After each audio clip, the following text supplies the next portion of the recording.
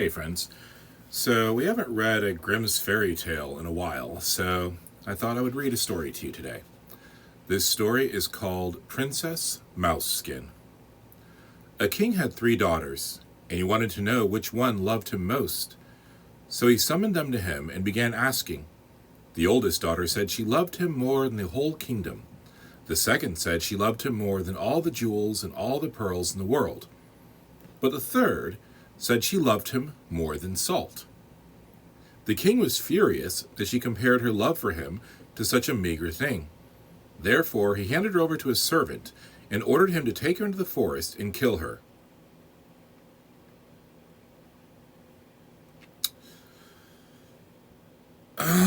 Yeah, anyway, when they reached the forest, the princess begged the servant to spare her life. Since he was devoted to her, he would not have killed her anyway. Indeed, he said he would go with her and do her bidding. But the princess demanded nothing except a garment made out of a mouse skin. When he fetched it for her, she wrapped herself in the skin and went straight to a neighboring king.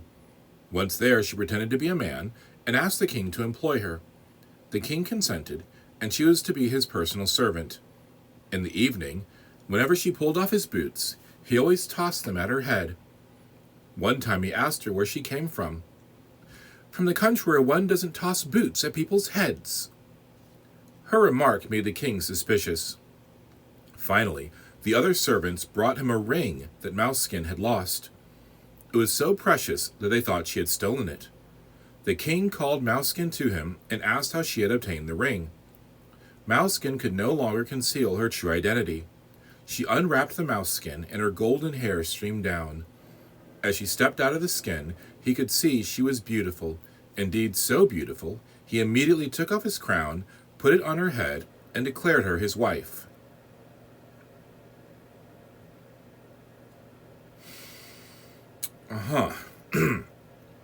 When the wedding was celebrated, Mouseskin's father was also invited to attend. He believed that his daughter had died a long time ago and did not recognize her. However, at the dinner table, all the dishes put before him were unsalted, and he became irritated and said, "I'd rather die than eat such food." No sooner had he uttered those words than the queen said to him, "Well, now you say you can't live without salt.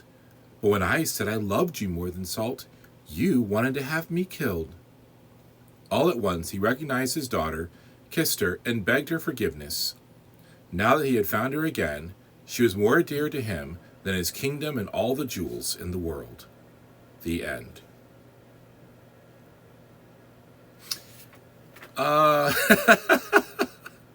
This was definitely one of those what the heck stories.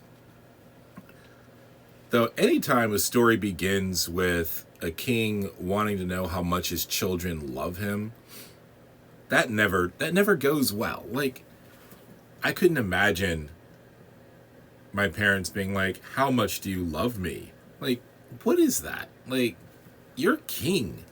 That's got to be enough. Obviously, it's not. But then, like, to want to have your child killed because they don't... that's just bad parenting. And then, like, just because she was pretty, the king took off his crown, put her, and declared her his... Like, what if she didn't want to marry him? Like, I understand that when these stories were written, the offer to become a queen was seen as, like, anybody would want that. You know, you're safe, you're secure, you're going to have food and power, but, like, could you imagine? Like, we don't even know what he looked like. We don't even know what his personality was like. Sounds like he was a horrible person. He was throwing shoes at her head when he thought she was a servant. I'm sorry. Somebody who treats their servants, treats those who have no power to fight back disdainfully, is not the kind of person I would want to marry. I'm just saying, like, if I was his servant and he was abusive and then he's like, "Oh, hey, you look good, marry me." No, thank you. But hey, that's just me. But I know that wasn't the point of the story. The point was the king learning a lesson about how mundane things can be truly valuable. And I mean, seasoning does matter. Anyway, let me know what you think about this story and the characters and stuff. This is anyway. All right, friends, it's time for your next adventure. I'll miss you.